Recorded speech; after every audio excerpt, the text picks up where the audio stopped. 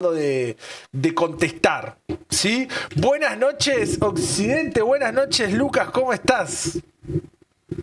¿Qué tal, Jordi? Muchas gracias por invitarme a esta columna de 2025, la primera que estoy haciendo en tu canal como columna, y la verdad que es un placer. Esperamos que eso sea más frecuente con el tiempo, y bueno, vos sabés que siempre te voy a preparar un tema picante, pero relevante. Fuerte y al medio arrancamos hoy, fascismo.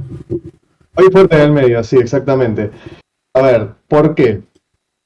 Desde el tiempo de la marcha antifascista, entre comillas, que se habló, se puso muy en boga el término y la verdad que la gente no entiende una mierda lo que significa la palabra fascismo y por eso, ya que yo había preparado una clase al respecto, la hice en mi canal abierta, la tenía hecha desde hace un par de años, dije, bueno, ya que estoy, voy a simplificarlo, muestro un par de imágenes y con eso tenemos una perspectiva de lo que fue, cómo siguió y qué es lo que dejó hoy ese movimiento, esa ideología. Muy Así bien, que bueno, antes de ponernos tan técnicos, vos sabés que este programa no es un programa tan serio, entonces vamos a boludear un rato y vamos a preguntarle a Lucas, le vamos a poner incómodo a Lucas. Lucas, presentate un poquito más para la gente, ¿sí? Que aterrizás acá en el chat como Somos Occidentes, pero vos sos Lucas, del otro lado de Somos Occidentes sos Lucas, y presentate para la gente que no te conoce y después te voy a hacer un par de preguntas sobre el fondo, pero proceda primero con la presentación. bueno, mi nombre es Lucas Enfania, El soy gordo casi... historia, el chat ya te aportó el No, gordo. es que no sería historia, porque en realidad soy politólogo, pero bueno. El gordo, bueno, el Eh, gordo política te va a tener que quedar. eso sí, sí, sí, eso O sería. vamos a ir, o vamos. ¿Cómo? O geopolítica, O por más mi geopolítica. especialidad dentro de... Sí. Bueno, contanos, Eh, ¿cuál es tu especialidad? Contale a la gente, presentate y presentate. Yo tampoco es que soy un certificado en tu biografía, así que voy a conocerte con la gente. Bueno, mirá, un poco como Alioli, yo seguí la orientación de relaciones internacionales, pero al entrar ahí también estaba lo que sería el seminario y el taller de geopolítica. Me pareció un enfoque mucho más interesante dentro de la ciencia política para especializarme, por así decirlo. Así que hace un montón que me gustan estos temas y bueno, sí, a ver, de ciencia política a mí me gusta todo, pero lo que más me atrae es el tema de la geopolítica. Pero bueno, he abordado, digamos, yo en su momento, tengo todavía un grupo con el cual todavía hablamos, tenemos diálogos todos los días, lo que pasa es que cada uno se dedicó a lo suyo, pero yo soy el presidente de Causa Argentina, que es una página de difusión cultural y política de línea derecha nacional, podríamos decir. Así que un poco viene por ahí la cuestión. Y Bueno, básicamente formé ese grupo conceptualmente. yo todo esto no lo sabía. Vos alguna vez me dijiste, yo vengo de alguna suerte de peronismo en tus comienzos.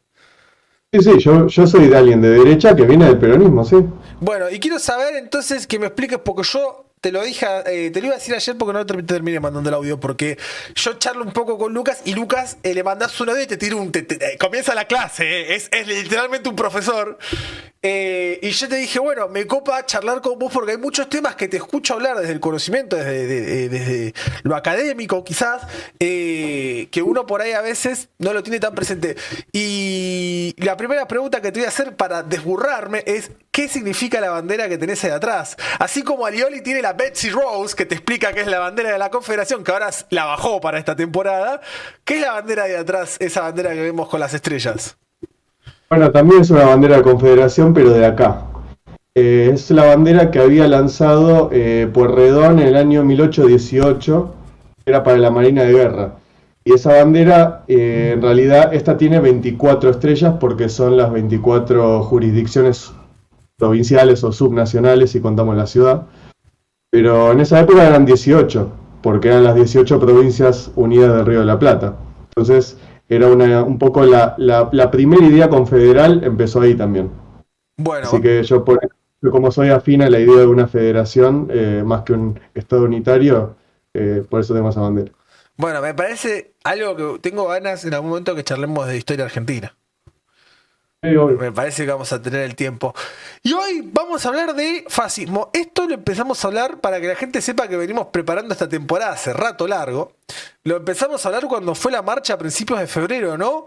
Y se usaba este término antifascismo, marcha antifascista, antirracista, pero bueno, se ponía antifascista como lema principal. Y yo me acordaba, antes de charlarlo con vos, o charlándolo con vos, mejor dicho, alguna clase que tuve de periodismo que tenía un profesor que nos decía, no digan facho, no digan facho, porque facho viene de facidi y combatimento, que son los fascistas de verdad, y diciendo facho estás rebajando lo que realmente fue un fascista.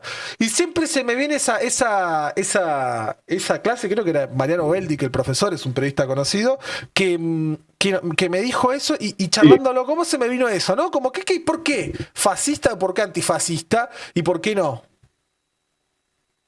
Bueno, en realidad por ese lado voy a ir más para el momento de la conclusión, Ok, porque justamente la conclusión va a ser por qué es una boludez hoy en día calificar a alguien de fascista, sobre todo en un movimiento como el libertario. bien. Bueno, Pero empecemos bueno, por el principio entonces.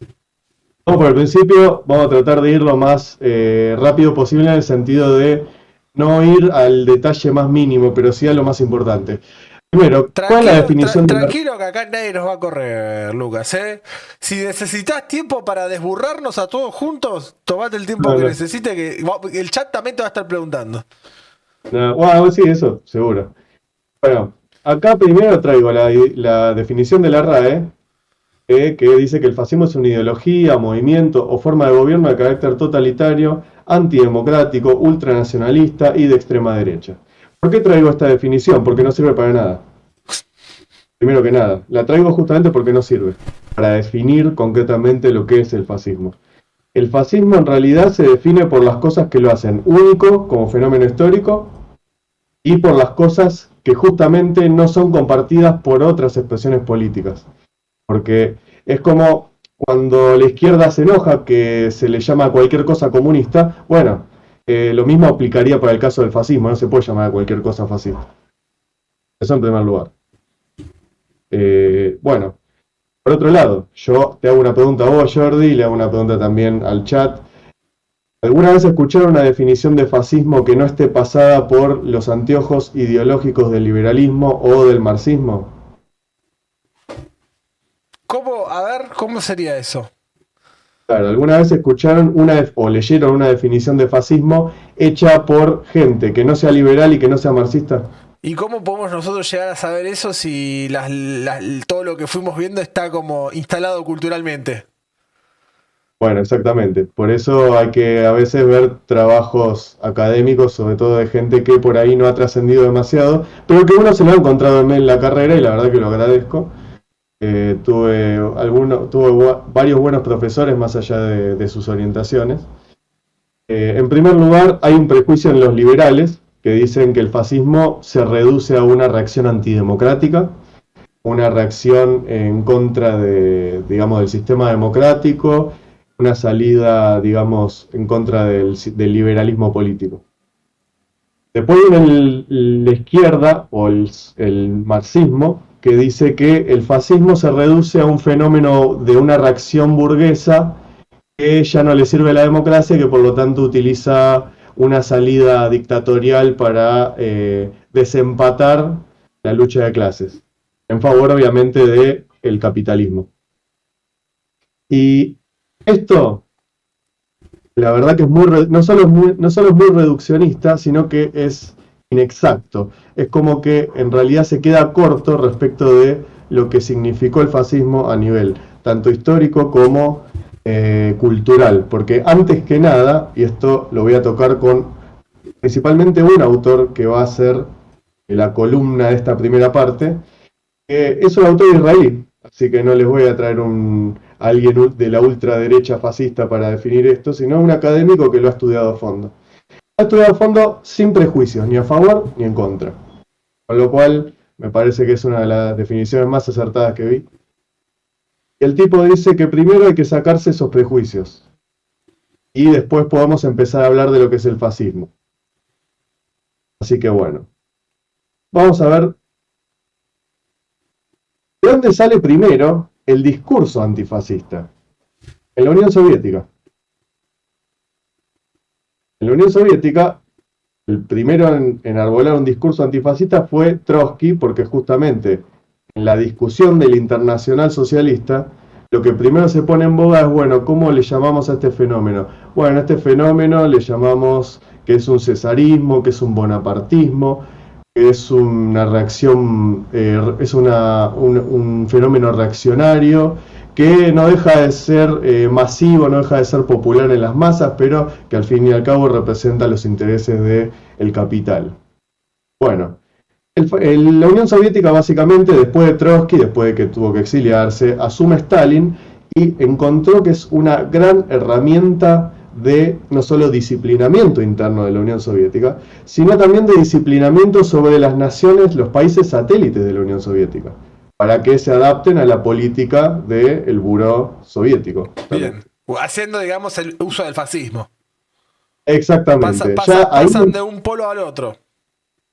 Exacto. Ya ahí, a partir de ahí empieza la primera utilización del fascismo como discurso para cancelar al otro.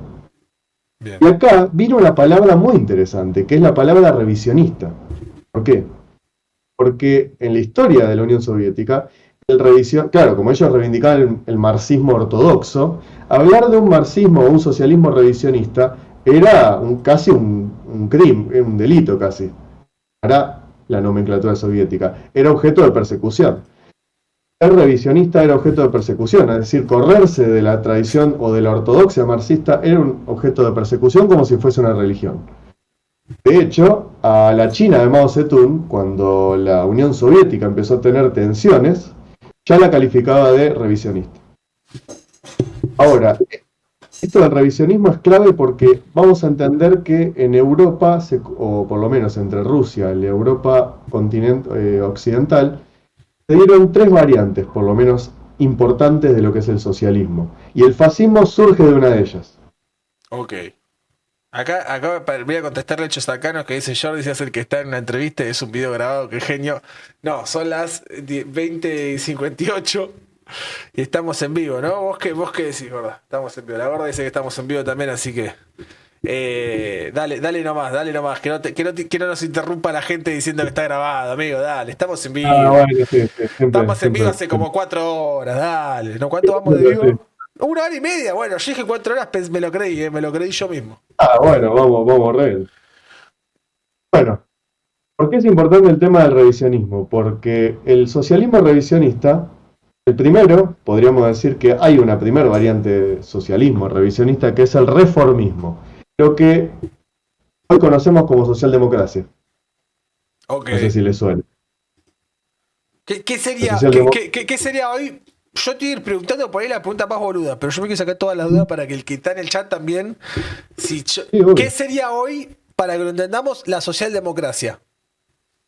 La socialdemocracia nace como una variante del marxismo, del socialismo marxista, pero que rechazaba la lucha de clases violenta, sino que proponía una conquista de los objetivos marxistas, de abolición de la propiedad privada de los medios de producción, de abolición de las clases sociales a partir de las reformas dentro de un sistema democrático. Okay. Es decir, el Estado iba a ser ya no el instrumento de la clase dominante, como decía Marx, sino que el Estado iba a ser el instrumento para realizar las reformas de a poco. Okay. Eso sería la socialdemocracia. Sí. Perfecto. Volvemos entonces a ese momento. Volvemos a ese momento. Eso surge como idea principalmente en la Europa occidental. ¿Por qué? Porque empezaba a difundirse y ser cada vez más popular lo que sería la democracia liberal, es decir, los sistemas se iban democratizando, se iba socializando el sistema político, o sea, se incluían ya no solo partidos conservadores o liberales, sino también partidos obreros, partidos de origen obrero, clasistas, como el Partido Laborista Inglés, los partidos en Bélgica, bueno, en Alemania surge la socialdemocracia en la primera mitad del siglo XX, que va a ser un desastre, por supuesto, va a ser totalmente fallido, hiperinflacionario, como pasa siempre con la socialdemocracia. Pero, bueno, de hecho, un dato de color, ¿no? Muchos lo han acusado a Alberto Fernández de haber sido socialdemócrata, y Socialdemócrata. y en parte tienen razón, Y sí. porque, y bueno. Pero bueno, en ese contexto, vamos a ver que los que fueron los precursores de lo que se llamó fascismo, no era precisamente en Italia, sino en Francia. Acá está el autor que yo les mencioné, de la Universidad Hebrea de Jerusalén, Ed Sternhell, que digamos en colaboración con otros dos académicos, hicieron este trabajo para estudiar realmente lo que es el fascismo, más allá de las ideologías que condicionaron lo que es su definición. Entonces, trató de entender lo que es más allá de esos prejuicios. Ahora bien, acá tenemos, esto es lo que estudian estos autores, por ejemplo, acá tenemos 3 franceses que, digamos, con su filosofía, ayudaron a generar un primer caldo de cultivo. Porque para este autor lo principal es que el fascismo es ante todo una batalla cultural, antes que un fenómeno político. Ok. Y antes de lograr ser un fenómeno en Italia, como pasó con Mussolini, no hubiera sido posible sin que en Europa se haya librado una especie de batalla cultural. Pero una batalla cultural muy distinta de la que hoy se está hablando, por ejemplo, con la nueva derecha. Bien. No es la batalla cultural del Cabo. No, ni en pedo, ni en pedo. Vamos a ver, es más, diría que son ideologías bastante distintas. Por ejemplo, Proudhon, el que está a la izquierda de todo, el barbudo de pelo más largo con anteojos, Proudhon era anarcosindicalista. Y fue uno de los primeros. ¿Por qué es importante? Porque el fascismo, ante todo, ¿qué es lo que toma del marxismo? Toma del marxismo el intento de criticar a la burguesía. Pero la crítica no va desde el sistema económico. Empieza a ir ya desde la cultura, desde lo que espiritualmente deja la burguesía. Ahí se mete mucho más a fondo todavía Sorel, que es el del medio, George Sorel, que es el que inaugura una nueva corriente, que se llama sindicalismo revolucionario.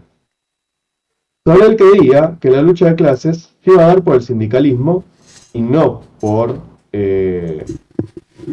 un partido obrero, un partido de clases liberal. Es más, pero él creía que el problema del socialismo era que había claudicado en su lucha y que se había aburguesado, que había entrado en el sistema democrático, que por lo tanto había perdido ante la burguesía.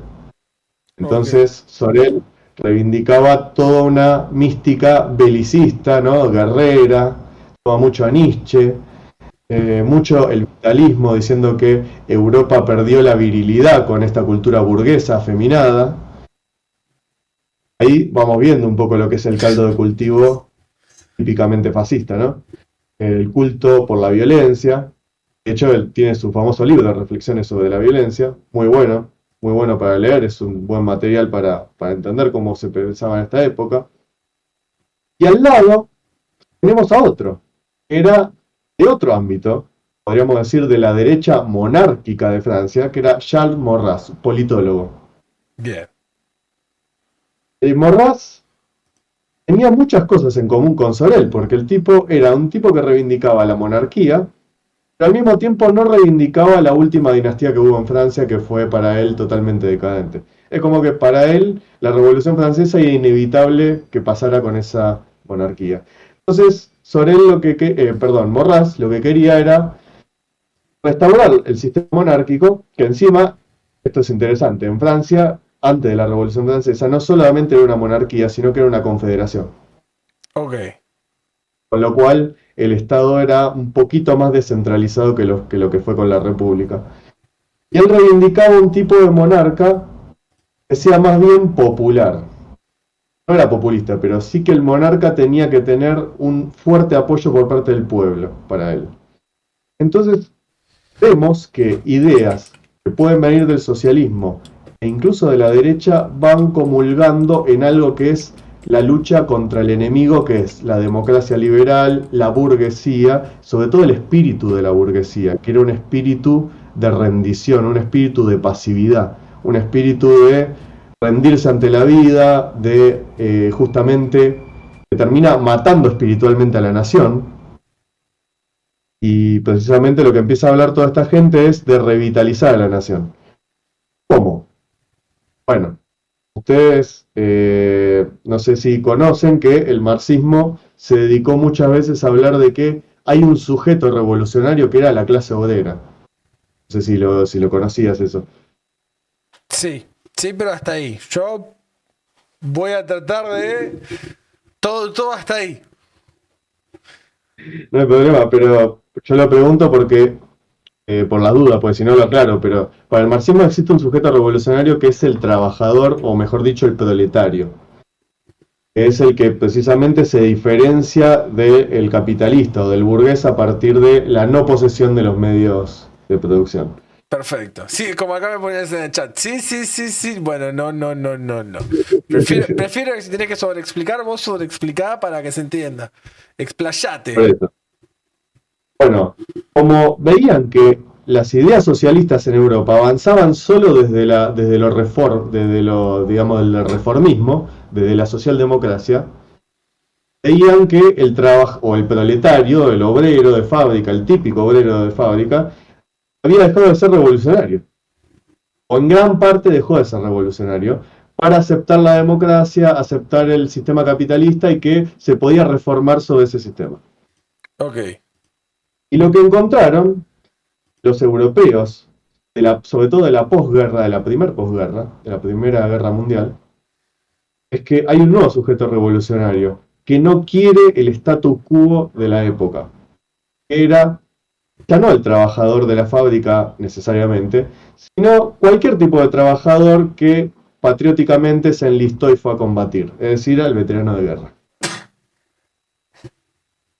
Entonces, ¿está bien? Sí, perdón. Vos seguí. Entonces encontraron en el veterano de guerra un nuevo sujeto revolucionario.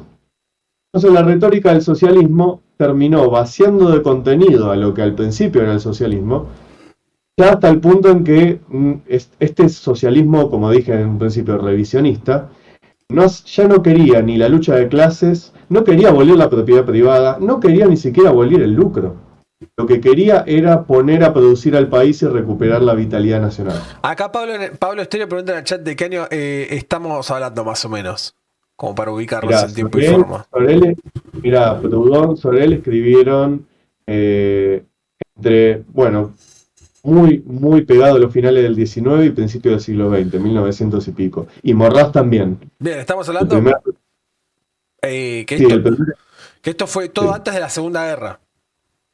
No, eso seguro, sí, el caldo. Y bueno, recordemos, el fascismo como fenómeno político que nace con Mussolini en el año 22 con eso te iba a preguntar, en el 22 nace como fenómeno político con Mussolini, bien, hasta ahora claro. no pintaba Mussolini esto. No, pero Mussolini es un ejemplo más de esto que estoy comentando, cómo el pensamiento socialista mutó a partir de la guerra. Ahí va, perfecto. En muchos casos. Entonces, Mussolini, que estaba adherido al Internacional Socialista, empieza a generar una fractura que dice, no, internacional no, nacional. Bien. Bueno. Ahí nos vamos entendiendo mejor. Bueno, entonces tenemos el socialismo que empieza a mutar de sujeto político, empieza a vaciarle el contenido al viejo marxismo y empieza a dotar otra. ¿Por qué? Porque buscaban un fenómeno revolucionario que por lo menos en la Europa occidental no lo encontraron en el marxismo. Es más, el europeo occidental no caló en el marxismo. Caló en el reformismo, a lo sumo, pero no en una respuesta revolucionaria al sistema. El fascismo se planteó en su comienzo como una respuesta revolucionaria al sistema. No era una reacción. Bien. Porque de hecho tenía una filosofía muy constructivista, muy de generar un hombre nuevo, no es volver al pasado. Bien, hasta ahí te seguimos. Entonces, bueno, lo que dice el autor, Sternhell, es algo muy interesante. El fascismo tiene que ver con, primero, una interpretación antimaterialista del marxismo, o sea, una revisión del marxismo que es antimaterialista, le critican el materialismo, y tratan de generar una, podríamos decir, una solidaridad orgánica en la nación, es decir, terminar con la lucha, con la idea de la lucha de clases para ir a la unidad de clases. Bien. Y obviamente apelar a todo lo que son mitos nacionales, porque en este movimiento se buscaba ya, justamente como se oponía a la filosofía burguesa, se oponía también al racionalismo. Entonces lo que importaba ahora era la virilidad, el impulso irracional, la acción por sobre la contemplación, ¿viste? No, actuar más y pensar menos. Entonces, si bien obviamente el fascismo tuvo sus filósofos, tuvo sus pensadores, pero eran pensadores que apelaban a una idea irracionalista o vitalista de la vida. Entonces, el fascismo se configura desde ese punto de vista. Otra cosa que nos dice el autor muy interesante es que no se reduce a un fenómeno ni antisemita ni racista. Podemos mencionar casos, por ejemplo, como el de Italia, donde la comunidad judía es la primera en ir a saludar y felicitar a Mussolini por la toma del poder.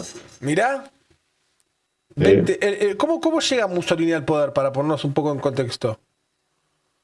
Había una crisis política muy grande, no de la monarquía, sino del gobierno de turno, o sea, el primer ministro, podríamos decir.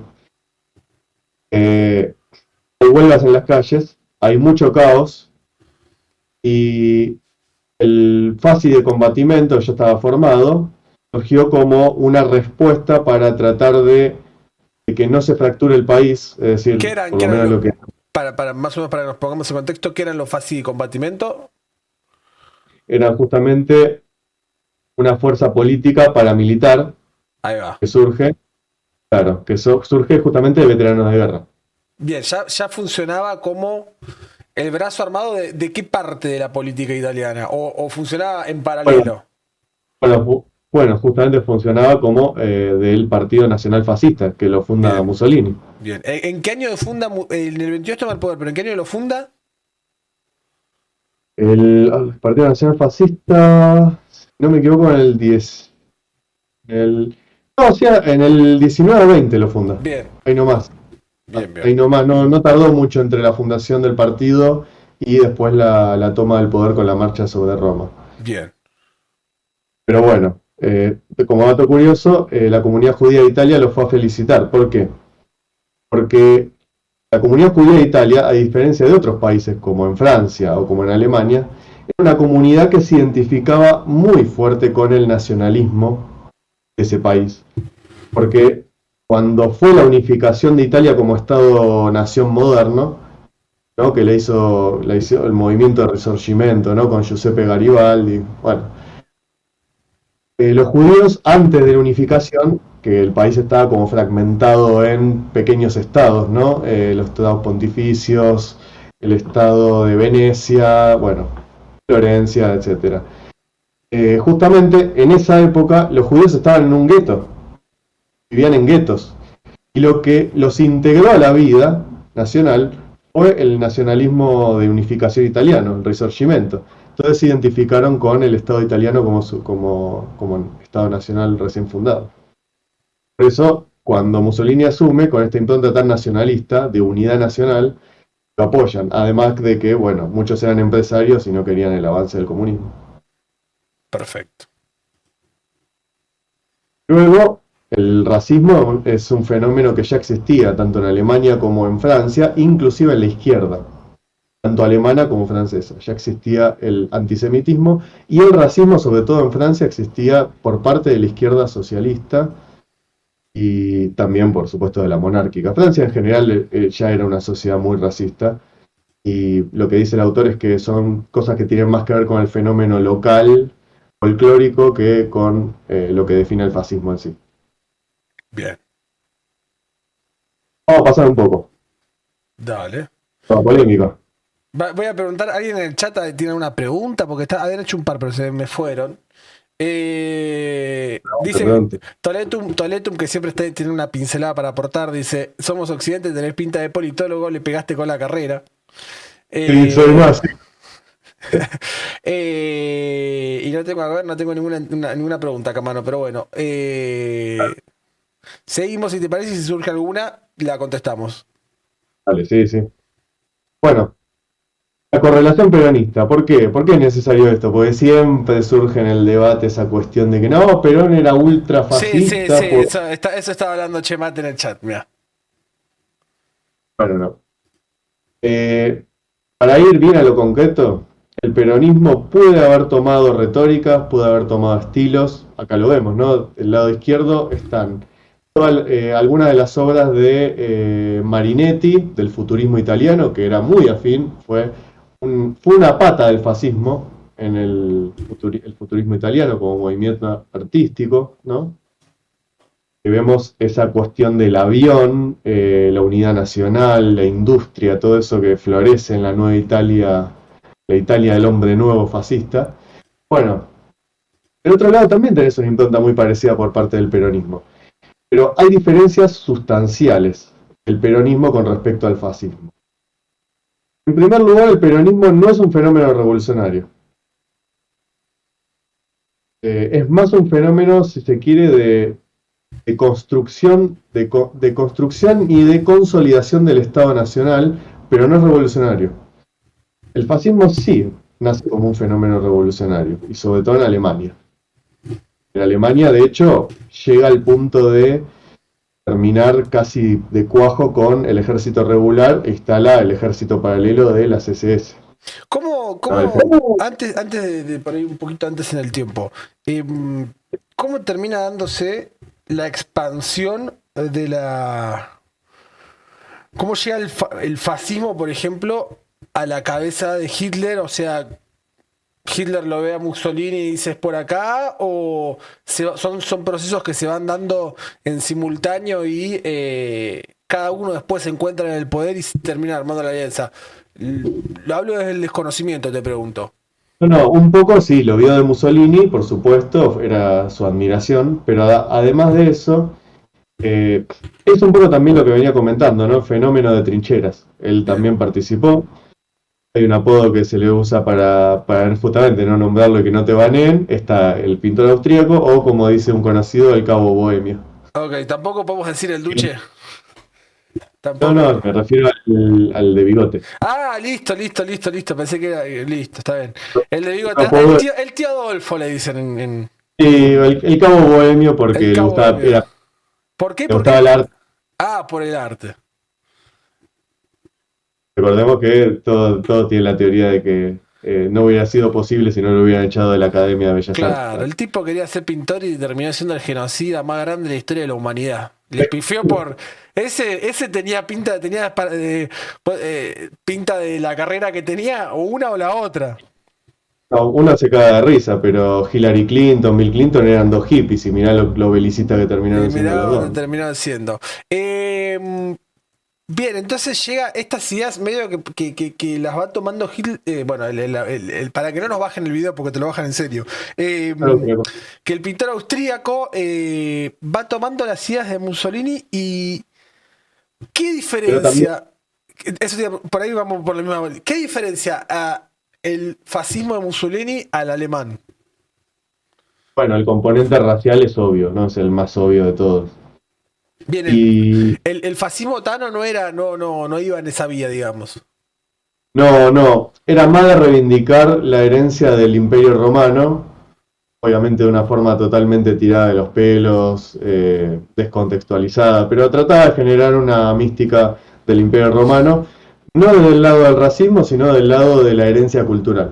Bien, Y si se quiere, una espiritualidad romana. Pero el caso de el nacionalsocialismo se trata de tomar el espíritu clásico, pero al mismo tiempo mezclado con cuestiones tan de época como el racismo biológico. El racismo biológico que te medía el cráneo directamente, o sea, ok, eh, y todo eso, tanto el racismo biológico como el antisemitismo, que también era un componente racista, para ellos el judío no era judío solo por religión, sino porque pertenecía a una raza distinta, una raza que contaminaba la propia para ellos. bien. Entonces, eh, todo eso viene alimentado también por prejuicio, no por prejuicio, sino por, vamos a decir, operaciones, eh, órdenes secretas, servicios de inteligencia, no servicios de inteligencia, órdenes secretas de esa época, como la Thule Gesellschaft, la Brill, y otras que fueron moldeando también y jugando a la política desde la sombra para que pasara todo eso. En el caso de Italia también hubo una sociedad secreta que era la Propaganda 1 de Giuseppe Mazzini, que era un nacionalista italiano, que fue la antesala de lo que fue el fascismo. Y bueno, estas cosas siempre se juegan con operaciones secretas detrás, ¿no? Porque obviamente acá hay intereses financieros, hay intereses económicos, que se pelean con otros intereses, por eso combaten a unos y permiten a otros. Bueno, ahora, volvamos al tema que estábamos diciendo con la relación con el peronismo. El fascismo como fenómeno, tanto de Italia como en Alemania, sí vamos a encontrar que es un fenómeno de partido único que termina fagocitando al Estado. Es decir, el Estado se convierte en el partido. Como pasaba también en los fenómenos comunistas. ¿Qué pasa? ¿Cómo se derrocó el fascismo? Se ganó la guerra, se tomó el Estado, se hizo la campaña de desnazificación o desfascistización, entre comillas, y el fascismo como fenómeno político a nivel orgánico no estaba. Ahora, vos al peronismo le hiciste un golpe de Estado, le hiciste un bombardeo con aviones. ¿Terminó el peronismo con eso? No. Exacto. 2025 y siguen acá, seguimos acá, muchachos. Exactamente. Porque justamente Perón incluso lo aclara en la comunidad, en el libro de la comunidad organizada. La organización vence al tiempo, no sé si lo dice ahí, pero... En parte sí, pero hay algo más que tiene que ver con esto, que él identificaba el fenómeno del estatismo como un problema. ¿Cómo es eso? A ver. Claro. Él veía que las experiencias europeas habían fracasado porque eran estatistas. Por eso Perón habla de organizaciones libres del pueblo, no del Estado, sino de organizaciones libres del pueblo. Los sindicatos son una, las empresas son otra, las cooperativas, La sociedad de los fomento, gremios, los clubes, los gremios, exacto, los vecinos organizados. Los vecinos, exactamente. Si vos ves el peso del Estado sobre la economía de esa época, no llegaba a un 22,5%, el pico fue 22,5%. Bien. Recordemos que el objetivo de Milei hoy en día es llevarlo a un 25%, imagínate a dónde nos dejaron. Ah, bueno, esa era la pregunta, ¿dónde estábamos? ¿Dónde estábamos ahora? Bueno, es decir, el peronismo se basó principalmente en esas organizaciones. Por eso, a pesar de perder el Estado, no se perdió como fenómeno político.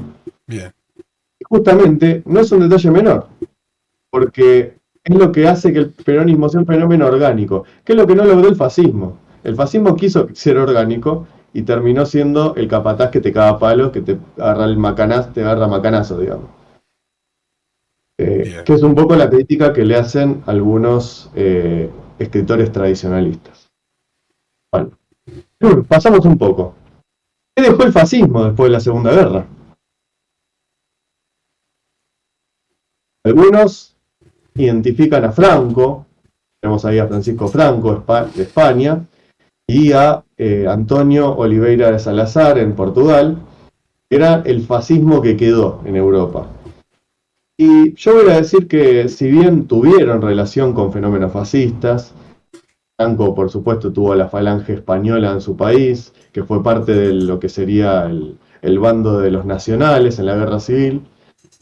Yo no caracterizaría al franquismo, por ejemplo, o al salazarismo en Portugal como un fenómeno fascista. ¿Por qué no?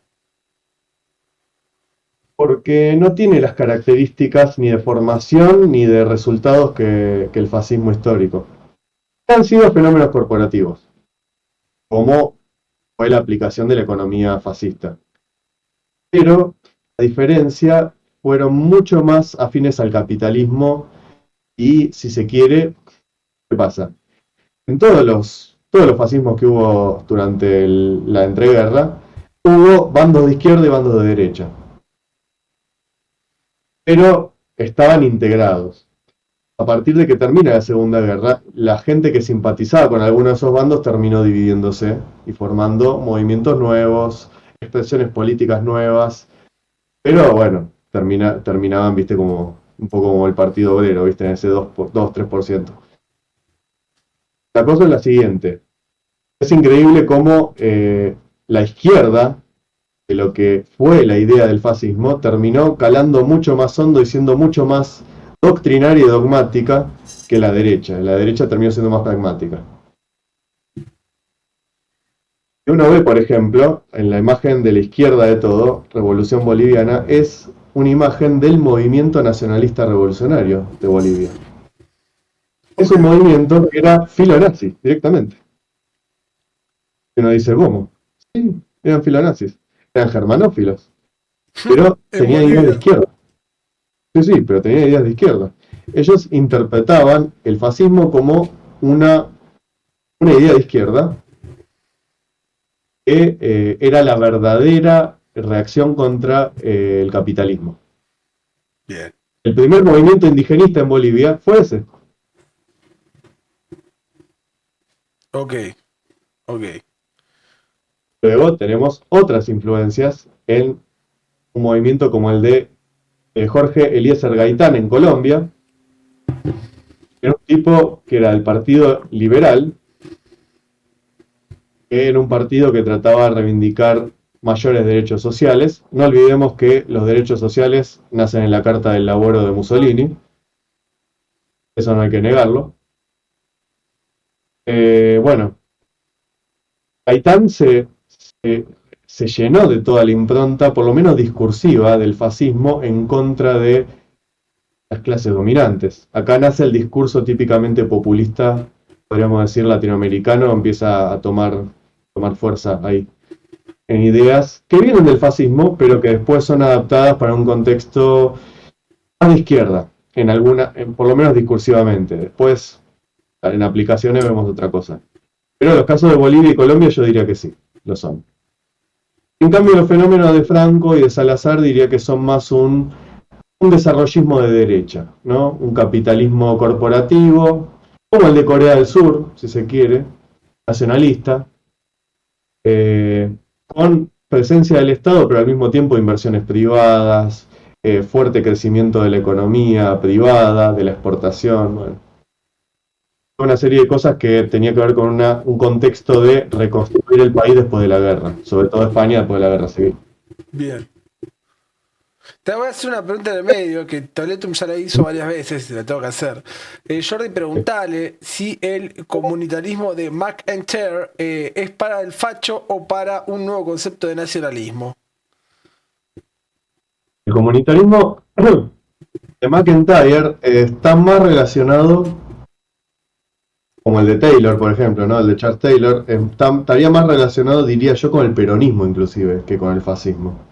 Okay. Porque justamente van a esta idea del Estado como subsidiario, es decir, lo que se puede resolver en comunidad se resuelve en comunidad. Pero justamente, comunidad no es individuos aislados, es comunidad. Bien. Resaltar valores comunitarios, valores de la identidad de la comunidad, hablar primero de deberes antes que de derechos.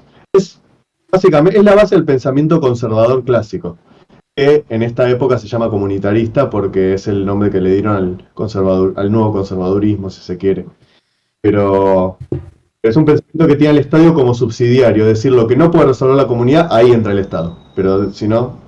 Bueno, la respuesta a tu respuesta es: tomá, qué bien que me cae este muchacho, así que ya te lo ganaste a Toletum, que no es poco. Dice, una vez lo guardé en el canal del Pele y ahora me arrepiento. Y bueno, Toletum, tenés que ser menos prejuicioso y suscribirte al canal de Somos Occidente, que es nuestro querido columnista que está. Ya lo tuvimos a León y ahora lo tenemos a Lucas, la semana que viene lo tenemos a Juana. Miren, esta temporada 2025, Toletum, te la dedicamos a vos, papá. Es todo para Toletum. Te sigo. No, está bien. Igual da para todo un tema. Yo había hecho en su momento una clase que era liberalismo político versus comunitarismo. Si algún día, si lo pide la gente, yo la puedo, La la puedo gente, la relatar. gente podría, la gente podría sugerir temas también, ya que tienen el chat ahí, sugerir temas que les gusten, que les interesen piolas para charlar, que La vamos a columna. tener al... Ay, no, hace un rato lo tiró Chemate, no es el gordo de geopolítica, es geopolíticamente gordo. ¿Eh? Esa es otra posibilidad. Esa es otra posibilidad, pero bueno. Y el chat siempre para bardear pone Gol Estéreo. Y bueno, pero para hacer algún aporte también. Pará. Ahora que justamente hablamos de geopolítica, nos metemos a la parte geopolítica de todo este fenómeno. Entremos, por favor. ¿Alguien oyó hablar de la Operación Gladio? No, Pregunto al chat, pregunto a vos. yo me declaro ignorante. Vi esto que pusiste, Operación Gladio, pero no tengo idea de lo que es. ¿De qué estamos hablando? Operación Gladio es una de las operaciones que hacen los servicios de inteligencia, tanto de Estados Unidos, que todavía no existía la CIA como tal, pero había un departamento, dicho sea de paso, era un departamento que se dedicaba a tratar de pensar cómo se podía influir culturalmente en la sociedad para tenerla controlada. Ok, Estamos hablando de el Estados Unidos de posguerra. tranqui. ¿A quién le da la primera oficina de ese organismo? Herbert Marcuse, el creador de la Nueva Izquierda. Ok, ok. La izquierda posmoderna, la que hoy los progres, los woke, que hoy puteamos por ellos, se lo debemos a la primera oficina de la CIA, que era Herbert Marcuse.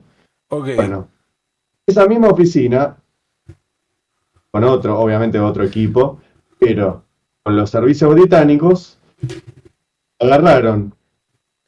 Acá hay unos nazis que no son tan leales a lo que era el pintor austríaco, no se suicidaron con él, veo que buscan empleo, lo podríamos emplear. Bueno, como pasó con el tema de la NASA, con Von Braun, ¿no? Sí, sí, sí.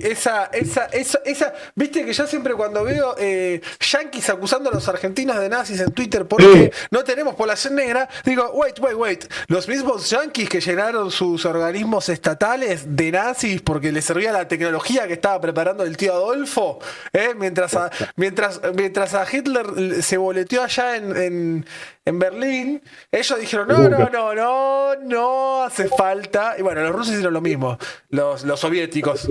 Pero se quedaron toda la carrera espacial basada en conocimiento nazi, nadie te habla de eso. No, las películas yankees no te muestran eso. No existe. Hay un poema no un poema, sino sí, sería como una especie de poema escrito de Borges en el Aleph, que era de una carta que tomó de Brie de la Rochelle. Era muy antisemita Brie de la Rochelle, pero bueno. Es para entender un poco lo que decía el mensaje del tipo, que era el mundo que va a venir, por más que nosotros perdamos, va a ser un mundo conformado a nuestra imagen y semejanza, un mundo de guerra y de violencia. Y de hecho, Y un poco de razón tuvo. un poco de razón tuvo, porque los grandes organismos, inclusive los globalistas, fue una consecuencia de toda esa importación de nazis, que crearon como una especie de civilización privada, de dinero, de industria, de farmacia, de un montón de cosas. Y sobre todo militar. La Operación Gladio es tomar estos elementos a nivel militar y emplearlos. ¿Y qué terminaron formando con la Operación Gladio? La OTAN que conocemos hoy. Por eso yo vivo diciendo que la OTAN es una fucking mafia. Y la OTAN, la misma que financia... ¿Cómo terminan armando la OTAN? Porque precisamente lo que crean es una estrategia de operaciones de espionaje, contraespionaje, de inteligencia, para contener al comunismo de que no avance en la Europa occidental cuando se divide en el mundo. Hasta ahí La Guerra estamos. Fría.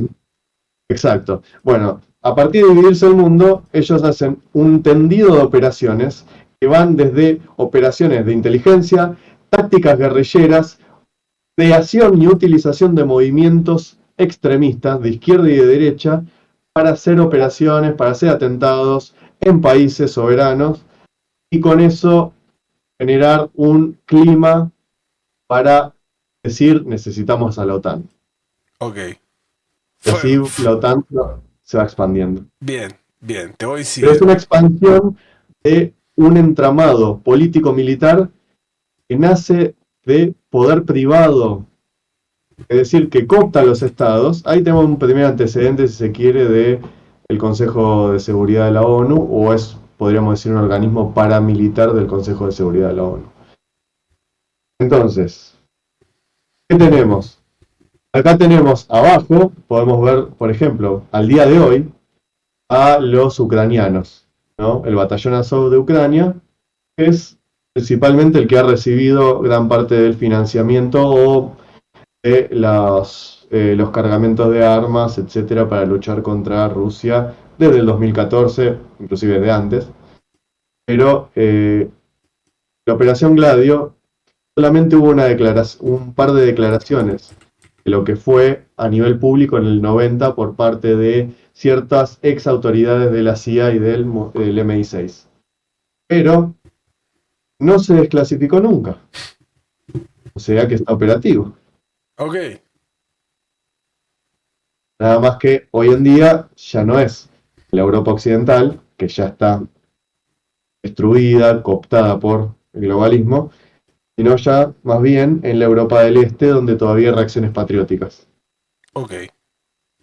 ¿A quién tenemos en el viejo que está ahí arriba? ¿Alguno lo conoce? ¿Sabe quién es? ¿Llega a adivinar quién es? No lo llevo a ver. ¿Quién es? ¿Quién es? ¿Lo Es veo? algo que tiene que ver también con Argentina, porque se armó una polémica en los 70 con esto.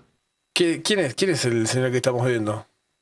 Licio Gelli, el masón fundador de la propaganda DUE, la logia masónica, que la cual formaba parte Emilio Macera, el general Emilio Macera, Sí, sí, más sí, sí. contraalmirante, y el juez César Urien, que hoy es amigo de los mapuches, César Urien. Ah, no lo conozco tampoco. A ese no lo conozco. La PDUE era una organización masónica y católica vinculada a la CIA y al Vaticano. Ok. Que No estamos hablando de organizaciones simples. no. La CIA nos va a bajar el vivo por Enchemate. Y el Vaticano, que es el mejor servicio de inteligencia del mundo, uno de los mejores. Ah, bueno, ese es. Puede ser. Es más, Chemate, ya que ahora puedes armar encuestas como Ragnar. Andar armándote tópico 1, el nacimiento de la OTAN. Tópico 2, el Vaticano, el servicio de inteligencia más grande del mundo. ¿Sí? Y ahora tiramos la encuesta para la próxima, Chemate. Bueno, hubo un escándalo precisamente en Argentina porque se había dicho que Perón había sido iniciado en esta logia. Ok. Quien sí estuvo en esa logia fue López Rega. Es. Ese sí, No se la iba a ese sí. perder. No se la iba a No, perder. no. Pero por eso había declaraciones de Perón diciendo, sí, es un infiltrado de la CIA, pero se para bien el desayuno. ¿Por qué lo decía? Porque, a ver, Perón sabía que si lo tenía ahí y se lo sacaba encima, probablemente o le enviaban otro que no iba a conocer, o le enviaban otro a boletearlo. Así que la verdad que era muy difícil en esa época tratar de jugar políticamente sin tener a estos muñecos en el medio, porque también tenías la amenaza de la guerrilla. Le voy La a, amenaza de la guerrilla era parte de la operación, pero bueno. le voy a pedir a Chemate que agarre como tercera opción Perón y López Rega. Ese también es otra puerta que me interesa abrir. Sí, son temas muy polémicos. El que quiera ver algo un poco más profundizado de todo este tema, tengo el documental en mi canal que es La conspiración del Vaticano. Perfecto. Bueno, ¿qué pasa? La propaganda DUE nucleaba a exfascistas y neofascistas de Italia, porque la Operación Gladio en sí, si bien la crean los servicios, los protoservicios estadounidenses y el servicio británico, se da por primera vez en Italia. El primer lugar donde desembarca es en Italia. Y de la mano de la PDUE. Y Gelli tenía obviamente vínculos con el Vaticano, como dije, con la CIA y nucleaba un montón de movimientos neofascistas.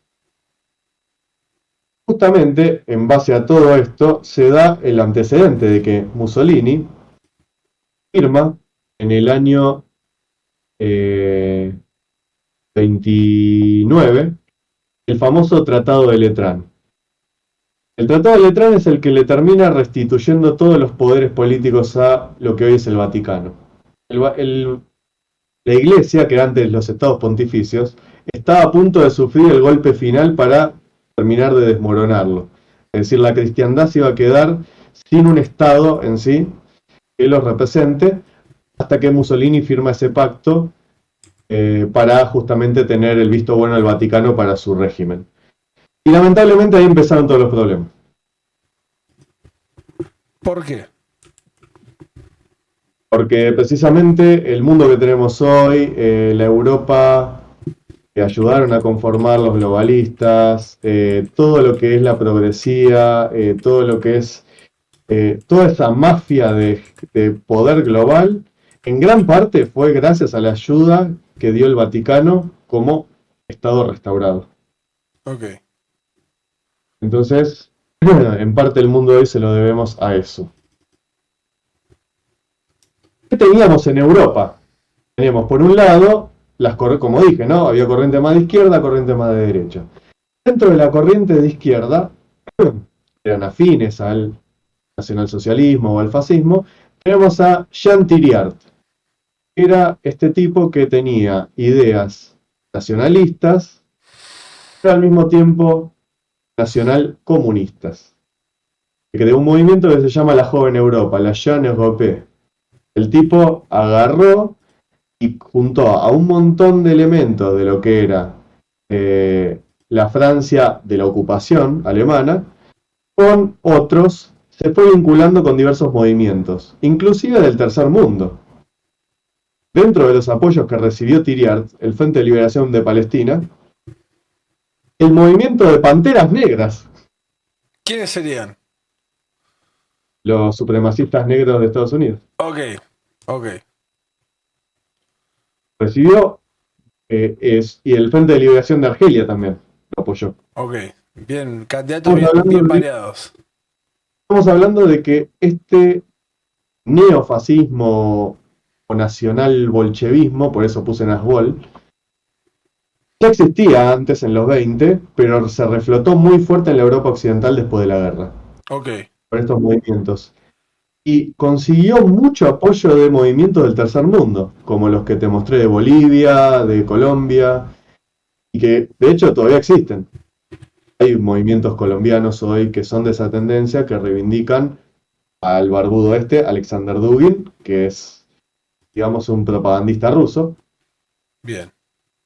Algunos dicen que es el primer hombre de consulta de Putin. Yo no creo que sea así. Putin es mucho más inteligente que para darle bola a este. Pero sí el tipo tiene posiciones muy talibanes prorrusas, digamos, ¿no? Y forma parte de esta corriente del eurasianismo, ¿no? Que dice que Eurasia tiene que ser un continente o un polo, un bloque unido contra la hegemonía liberal estadounidense y británica. Bien. Por otro lado, tenemos al primer antecedente del término nueva derecha, que es de Alain de Benoist. No lo inventó el término nueva derecha. Okay. Lo inventa Alain de Benoist en los 70 y 80. Es un movimiento de, justamente, nueva derecha. Una derecha que trataba de, justamente, no pelearse con la democracia, sino en todo caso con el aspecto liberal de la democracia. Entonces decía que había que defender los valores nacionales, la cultura comunitaria, bastante parecido al comunitarismo en algunas cosas, pero había que generar justamente un movimiento popular de derecha. Ahí nace, si se quiere, el primer antecedente de lo que hoy se llama populismo de derecha, europeo, típicamente europeo. Bien. Pero lo que pasa es que todavía, por cierta gente que todavía estaba dentro de ese entorno, como Jean-Marie Le Pen, el padre de la conocida Marine Le Pen, hoy, todavía era muy antisemita el ámbito ese de la derecha en Europa.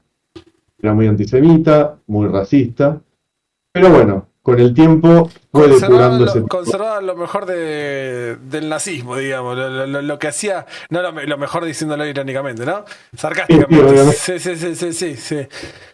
Lo que le diferenciaba del fascismo le terminaron agarrando lo peorcito. Y bueno, pero Francés bueno, por tenía eso que ser, el chat repudia al francés. exactamente. Pero bueno, eh, ese es un poco, bueno, de Benoit creo que todavía está vivo, sigue escribiendo, escribe artículos, se amigó mucho más, o sea, fue una derecha que terminó, digamos, no, ya aceptando completamente el sistema democrático, ya no se peleaba con eso, pero sí quería ir a soluciones un poco más populistas, si se quiere, o de democracia directa. Ok. Apelan mucho al discurso de las corporaciones, bueno, que igual no deja de tener razón, ¿no? El discurso de las corporaciones, el tema de las élites, son cosas que podríamos estar de acuerdo de todas maneras. Bueno, finalmente podemos ir rápidamente, ya vamos cerrando, a tres definiciones de lo que es el fascismo por tres personas distintas, contemporánea. Bueno, el último no es tan contemporáneo, pero murió en el 80 y pico. Es quizá de esa corriente lo más contemporáneo que podríamos apreciar. El primero, el de la izquierda, Giorgio Locke. Un tipo que murió, creo que hace poco murió. Se reivindica fascista. Ok. El tipo define el fascismo desde la filosofía, hace como una interpretación obviamente muy extrema de la filosofía de Nietzsche y lo mezcla un poco con la estética de Wagner, ¿no? De Richard Wagner, que era este músico, compositor de ópera alemán, también muy antisemita, y que justamente Locke decía que el fascismo era una reacción natural contra las ideologías que vienen degradando al ser humano en Europa. Ok. Pero fíjate, dice que esas ideologías lo vienen degradando hace 2000 años. ¿Qué quiere decir? ¿Qué es lo que nos estás queriendo decir? Claro, él toma justamente las raíces paganas del fascismo, Ok. de cristiana. Ok. Justamente por eso habla de 2000 años de una religión que nos condena al servilismo, a la esclavitud, que, ¿cómo se llama? Que nos creó estas utopías que nos han deformado, como el marxismo y el liberalismo. Eso es un poco lo que postula Locke. Luego tenemos una definición de Laje, lo que es el fascismo. Esta definición yo la tomé de una entrevista que le hace Nicolás Márquez en el contexto que estaba presentando ese libro, ese famoso libro es La Batalla Cultural. Lo estaba presentando ahí en el streaming, ¿no? Y Márquez le dice, mira, acá en el público me preguntan por este tema y yo sé que en este ámbito no se habla mucho por miedo a que nos terminen etiquetando, etcétera. Y dice Laje, no, yo no le voy a huir a la pregunta. Dice Laje que para él el fascismo es un socialismo, pero de derecha, que se basa en una idea corporativa de sociedad, que no niega el capitalismo, o sea, no niega el sistema de producción capitalista, en el sentido de la producción, ¿no? Y el consumo, no niega el mercado ni la propiedad privada, pero que tiene un componente que no es conservador, sino que es más bien, como había dicho antes, constructivista, ¿no? Que es una filosofía nueva que trata de moldear al hombre de cero. Para Laje, De crear- para Laje, ¿quién serían? Como para, ¿no? Ver de un lado que tenés la marcha antifascista y del otro lado. Para Laje, ¿quién serían los fascistas hoy en día? O él no ve el y fascismo hoy él, en día. para él el fascismo estaría hoy en día más cerca de expresiones de izquierda. Pero igual él mismo dice en la entrevista, para mí es un fenómeno irrepetible, y en eso estoy de acuerdo. Ok. Para mí el como fenómeno es irrepetible porque las características que tiene son tan propias, tan únicas como fenómeno que yo no lo veo factible que vuelva a pasar. Si Ok. no tendríamos para mí que hablar de otra cosa ¿Qué, directamente. qué, mm, si nosotros tenemos que ponernos a hacer como un checklist, ¿no? De cosas que hacen a un movimiento fascista. Tenemos así como una lista de 5 cosas que, o 10 cosas que es fascismo, ¿me entendés? Porque creo que lo que nos pasa hoy un poco es la confusión de elementos fascistas dentro de movimientos políticos modernos con esto es directamente fascismo, ¿no? Sí. Y por eso se le En termina primer llamando lugar, fascismo a cualquier cosa. bueno, en primer lugar, eh, la apelación constante a la violencia, sobre todo a la violencia política. Eh, Pensar que, justamente, si hablamos de, ¿es fascista este gobierno? Un poco ya lo dijo el pelado justiciero, digamos. Es un gobierno que resuelve las cosas por las vías institucionales, agota todas las instancias que tiene, por ejemplo, el Poder Ejecutivo, es decir, Milei, agota todos los recursos que tiene, pero son recursos legales, constitucionales, que no tratan, por lo menos por ahora, de cambiar esa situación de legalidad existente hasta ahora. En todo caso, busca reformar leyes, pero no es como el caso del pintor austríaco que agarra el artículo 48 y cierra el Parlamento, porque estaba amparado en el artículo 48, y dice, bueno, a partir de ahora, dictadura presidencialista. Por ahora no estaría sucediendo, Ok. en primer lugar. El fascismo también apela a una cuestión de que el Estado es muy importante para el fascista. Sobre todo por ese contexto. Ese contexto está muy en boga la filosofía de Hegel. Hegel decía que el Estado, y eso agarró en muchos movimientos y pensadores políticos, ya sea de izquierda como de derecha. O sea, Hegel decía que el Estado era la suma de la racionalidad política. Entonces, él hablaba ya del Estado como un absoluto, cosa que no tiene nada que ver con casi ningún movimiento hoy. Porque de hecho hasta los reivindicadores del Estado presente lo terminan destruyendo al Estado. Ok. Bueno, finalmente acá tenemos al tercer pensador que opinó sobre el fascismo, que es Julius Evola, filósofo, artista, esoterista italiano, es una corriente tradicionalista, de derecha. Es alguien que corrió al fascismo por derecha. Pero interesante, lo ha criticado, por ejemplo, en su excesiva demagogia pública, exaltación de las masas, ha criticado el elemento justamente estatista del fascismo, ha criticado también el sistema de partido único del fascismo, de totalitarismo, porque Ébola apela a un modelo tradicional, es decir, un modelo de menos burocracia, un modelo, si se quiere, pre-revolucionario, pre-revolución francesa. De hecho, tenía esa famosa frase, a mí me encanta, que dice,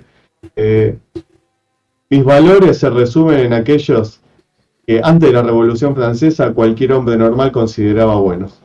Ok. O sea, él identifica la revolución moderna como un avance de la centralidad del Estado, del acaparamiento de poder, de estructuras burocráticas cada vez más complejas y cada vez más invisibles. Y en este contexto Ébola también criticó lo que fue el Tratado de Letrán de Mussolini, que restauró el Vaticano, y criticaba precisamente esa guerra oculta que estaban haciendo la CIA con la Operación Gladio. Todo eso era también parte de lo que él hablaba de guerra oculta. Y cómo el movimiento, por ejemplo, de la contracultura era parte de esa operación, y cómo estaban destruyendo la cultura europea, no desde un punto de vista moralista conservador, porque uno podría decir, bueno, pero entonces era un tipo que se oponía, no sé, al consumo de drogas o a la sexualidad libre porque era un tipo moralista. No, al contrario, decía, yo no me opongo a eso, de hecho puedo llegar a practicar cualquiera de esas cosas, pero la verdad es que la juventud europea no está precisamente educada para consumir todo eso responsablemente. Claro. Porque están siendo usados por una operación de PSYOP, digamos. Ok. Eso es interesante por parte de un autor de derecha. Luego, ¿qué tenemos? Vamos a la conclusión final, que es lo que decíamos. ¿El libertarismo es fascista? No, muchachos. No. Ok. Los principales autores libertarios, por ejemplo, los que cita Milei, podrían ser considerados en todo caso reaccionarios, podrían ser considerados conservadores o conservadores reaccionarios, porque